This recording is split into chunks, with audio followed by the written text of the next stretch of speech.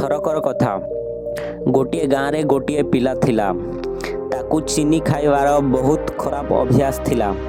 ସେ ଖାଲି ଦିନ ରାତି ଚିନି ହିଁ ଖାଉଥିଲା। ଆଉ ତା ଏଇ ଚିନି ଖାଇବାର ଖରାପ ଅଭ୍ୟାସ ତାକୁ ଦେଖି ତା ମା ବହୁତ ଚିନ୍ତିତ ଥିଲା।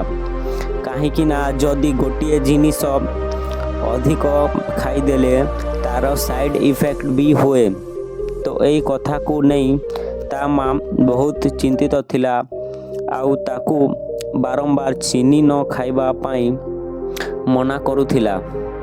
କିନ୍ତୁ ସେ ପିଲା ତା ମାର କଥାକୁ ନ ଶୁଣି ଖାଲି ଚିନି ଦିନ ରାତି ଖାଉଥିଲା।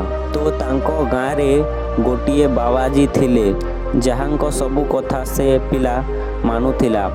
ତ ଏହା ଦେଖି ତା ମା ଭାବିଲେ ଯେ ବାବାଜୀଙ୍କୁ କହିବି ଯେ ମୋ ପିଲାକୁ ଚିନି ଖାଇବା ପାଇଁ ସେ ମନା କରିଦେବେ। ତ ତା ମା ସେ ପିଲାକୁ ବାବାଜୀଙ୍କ ପାଖକୁ ନେଇକି ଗଲେ। ବାବାଜୀ ଗୋଟିଏ ଗଛ ତଳେ ବସିଥିଲେ। ତା ମା ବାବାଜୀଙ୍କୁ କହିଲେ କି ବାବାଜୀ ତମେ ମୋ ପିଲାକୁ ଖାଲି ଏତିକି କହିଦିଅ ଯେ ସେ ଏବେଠାରୁ ଚିନି ଖାଇବା ଛାଣିଦେବ। ଏହା ଶୁଣି ବାବାଜୀ ତା ମାକୁ କହିଲେ ଏଇ କଥା ମୁଁ ତମ ପିଲାକୁ ଆସନ୍ତା ସପ୍ତାହରେ କହିବି। ତମେ ତମ ପିଲାକୁ 7 ଦିନ ପରେ ମୋ ପାଖକୁ ଆଣିବ। ତା ମା ସେ ପିଲାକୁ ନେଇ ଘରକୁ ଚାଲିଗଲେ। ଆଉ 7 ଦିନ ପରେ ଆଉ ଥରେ ତା ପିଲାକୁ ନେଇ ବାବାଜୀଙ୍କ ପାଖକୁ ଆଣିଲେ। ସେମାନେ ଆସିଲା ପରେ ବାବାଜୀ ଗୋଟିଏ ଗଛ ତଳେ ବସିଥିଲେ। ତ ସେ ପିଲାକୁ ଦେଖି ବାବାଜୀ ଖାଲି ଏତିକି କହିଲେ ଯେ ବାବୁ ଏବେଠାରୁ ତୁ ଚିନି ଖାଇବାର ଖରାପ ଅଭ୍ୟାସଟିକୁ ଛାଡ଼ିଦେବୁ। ତ ବାବାଜୀଙ୍କ ଏତିକି କହିବାରୁ ହିଁ ସେ ପିଲା ବାବାଜୀଙ୍କ କଥାକୁ ମାନିନେଲା। କିନ୍ତୁ ତା ମା ଏହା ଦେଖି ବିଶ୍ୱାସ କରିପାରୁନଥିଲେ କି ଖାଲି ଏତିକି କହିବା ପାଇଁ ବାବାଜୀ ମୋତେ ଗୋଟିଏ ସପ୍ତାହ ପରେ ଆସିବାକୁ କହିଲେ। ଆଉ ସେ ବାବାଜୀଙ୍କୁ ପଚାରି ନେଲେ ଯେ ବାବାଜୀ ଖାଲି ଏତିକି କହିବା ପାଇଁ ତମେ ମୋତେ ଗୋଟିଏ ସପ୍ତାହ ପରେ କାହିଁକି ଆସିବାକୁ କହିଲ?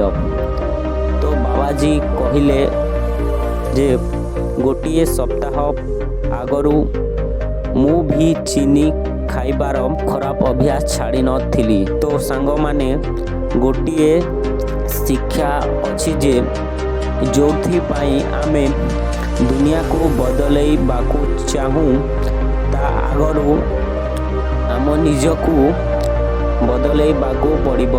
ଯଦି ଆମେ ଦୁନିଆ ବଦଳେଇବାକୁ ଚାହୁଁ ତାହେଲେ ପ୍ରଥମେ ଆମକୁ ନିଜକୁ ବଦଳେଇବାକୁ ପଡ଼ିବ।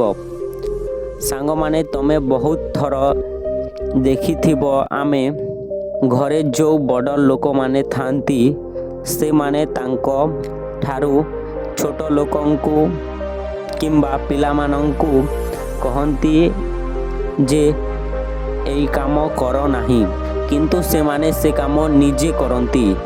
ତ ଭାବ କି ଏହି କଥାର ପିଲାମାନଙ୍କ ଉପରେ କ'ଣ ପ୍ରଭାବ ପଡ଼ିବ? ତମେ ଯେଉଁ ବଡ଼ ବଡ଼ ଜ୍ଞାନୀ ଲୋକମାନଙ୍କ କଥା ଶୁଣ କ'ଣ ସେମାନେ ଏମିତି ହିଁ ଜ୍ଞାନୀ ବନିଯାଆନ୍ତି? ନାହିଁ। ପ୍ରଥମେ ସେମାନେ ନିଜକୁ ବଦଳାନ୍ତି, ତାପରେ ଯାଇ ଲୋକମାନେ ତାଙ୍କ କଥାକୁ ମାନନ୍ତି ଆଖି ବୁଜିକି। ତ ମନେ ରଖ ଦୁନିଆକୁ ବଦଳେଇବା ଆଗରୁ ପ୍ରଥମେ ନିଜକୁ ବଦଳେଇବା ଦରକାର।